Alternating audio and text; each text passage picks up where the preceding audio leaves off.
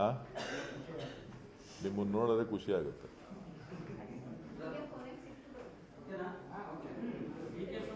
CM ಆಗಬೇಕು ಅನ್ನೋ ಚರ್ಚೆ ನಡುವೆ ಸಿದ್ದರಾಮಯ್ಯ ನಾನೇ 5 ವರ್ಷ ಅಧಿಕಾರದಲ್ಲಿ ಇರ್ತೀನಿ ಡೌಟಾ ನಿಮಗೆ ಅಂತ ಕೇಳಿದ್ದಾರೆ.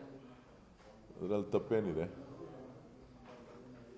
ತಪ್ಪೇನು ಕಾಣಿಸ್ತಾ ಇದೆ? ಮುಖ್ಯಮಂತ್ರಿ ಆಗಿರೋರು ಮುಂದುವರಿತೀನಿ ಅಂತ ಹೇಳಿದ್ರೆ ತಪ್ಪೇನು ಕಾಣಿಸುತ್ತೆ?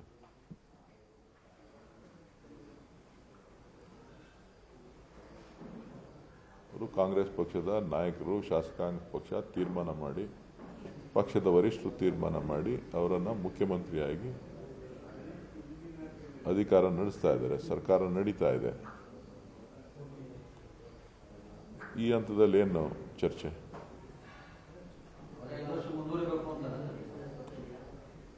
ಅವರೇ ಹೇಳಿದಾರಲ್ಲ.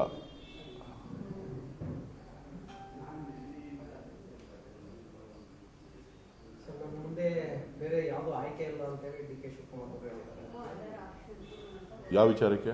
ಇದೇ ವಿಚಾರಕ್ಕೆ ಬೆಂಬಲ ಕೊಡಬೇಕು ಅವ್ರಿಗೆ.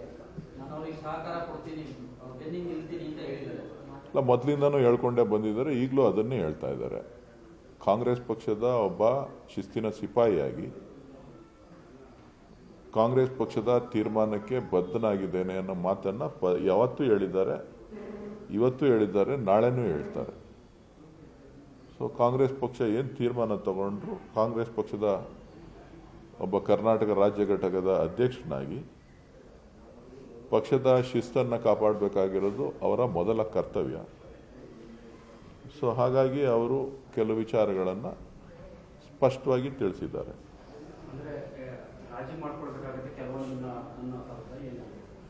ಅಲ್ಲ, ಪಕ್ಷದ ಆದೇಶವನ್ನ ನಾಯಕರ ಹೈಕಮಾಂಡ್ ತೀರ್ಮಾನವನ್ನು ಒಪ್ಪಬೇಕಾಗುತ್ತೆ.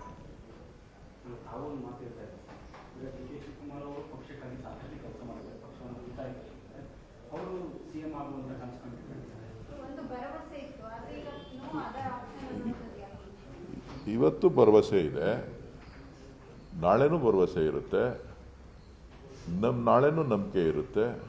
ನಂಬಿಕೆ ಅನ್ನತಕ್ಕಂಥದ್ದೇ ನಮ್ಮ ಜೀವನವನ್ನು ನಡೆಸಲಿಕ್ಕೆ ಒಂದು ಸೂಕ್ತವಾದಂಥ ಒಂದು ವ್ಯವಸ್ಥೆ. ನಂಬಿಕೆ ಇಲ್ಲ ಅಂತ ಅಂದರೆ ಜೀವನ ಮಾಡಲಿಕ್ಕೆ ಕಷ್ಟ ಆಗುತ್ತೆ. ಖಂಡಿತ ಯಾವತ್ತಾರ ಒಂದಿನ ಸಿಗಲೇಬೇಕು, ಸಿಗುತ್ತೆ.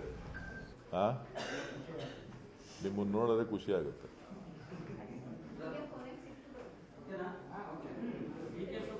ಸಿಎಂ ಆಗಬೇಕು ಅನ್ನೋ ಚರ್ಚೆ ನಡುವೆ ಸಿದ್ದರಾಮಯ್ಯ ನಾನೇ 5 ವರ್ಷ ಅಧಿಕಾರದಲ್ಲಿ ಇರ್ತೀನಿ ಡೌಟಾ ನಿಮಗೆ ಅಂತ ಕೇಳಿದ್ದಾರೆ. ಅದರಲ್ಲಿ ತಪ್ಪೇನಿದೆ?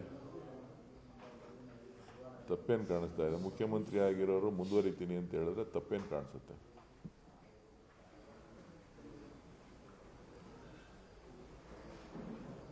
ಅವರು ಕಾಂಗ್ರೆಸ್ ಪಕ್ಷದ ನಾಯಕರು, ಶಾಸಕಾಂಗ ಪಕ್ಷ ತೀರ್ಮಾನ ಮಾಡಿ, ಪಕ್ಷದ ವರಿಷ್ಠರು ತೀರ್ಮಾನ ಮಾಡಿ ಅವರನ್ನು ಮುಖ್ಯಮಂತ್ರಿಯಾಗಿ ಅಧಿಕಾರ ನಡೆಸ್ತಾ ಇದ್ದಾರೆ. ಸರ್ಕಾರ ನಡೀತಾ ಇದೆ. ಈ ಹಂತದಲ್ಲಿ ಏನು ಚರ್ಚೆ?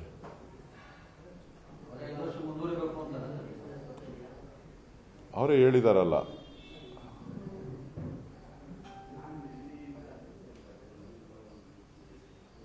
ಮುಂದೆ ಬೇರೆ ಯಾವುದು ಆಯ್ಕೆ ಇಲ್ಲ ಅಂತ ಹೇಳಿ ಡಿ ಕೆ ಶಿವಕುಮಾರ್ ಅವರು ಹೇಳಿದ್ದಾರೆ. ಯಾವ ವಿಚಾರಕ್ಕೆ? ಇದೇ ವಿಚಾರಕ್ಕೆ ಬೆಂಬಲ ಕೊಡಬೇಕು ಅವ್ರಿಗೆ. ನಾನು ಅವ್ರಿಗೆ ಸಹಕಾರ ಕೊಡ್ತೀನಿ, ಬೆನ್ನಿಂಗ್ ನಿಲ್ತೀನಿ ಅಂತ ಹೇಳಿದ್ದಾರೆ. ಅಲ್ಲ, ಮೊದಲಿಂದನೂ ಹೇಳ್ಕೊಂಡೇ ಬಂದಿದ್ದಾರೆ, ಈಗಲೂ ಅದನ್ನೇ ಹೇಳ್ತಾ ಇದ್ದಾರೆ. ಕಾಂಗ್ರೆಸ್ ಪಕ್ಷದ ಒಬ್ಬ ಶಿಸ್ತಿನ ಸಿಪಾಯಿಯಾಗಿ ಕಾಂಗ್ರೆಸ್ ಪಕ್ಷದ ತೀರ್ಮಾನಕ್ಕೆ ಬದ್ಧನಾಗಿದ್ದೇನೆ ಅನ್ನೋ ಮಾತನ್ನ ಯಾವತ್ತೂ ಹೇಳಿದ್ದಾರೆ, ಇವತ್ತು ಹೇಳಿದ್ದಾರೆ, ನಾಳೆನೂ ಹೇಳ್ತಾರೆ.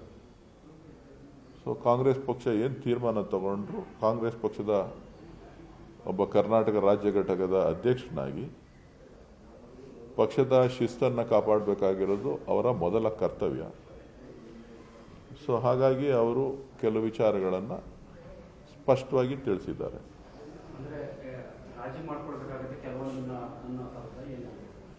ಅಲ್ಲ, ಪಕ್ಷದ ಆದೇಶವನ್ನ ನಾಯಕರ ಹೈಕಮಾಂಡ್ ತೀರ್ಮಾನವನ್ನು ಒಪ್ಪಬೇಕಾಗುತ್ತೆ.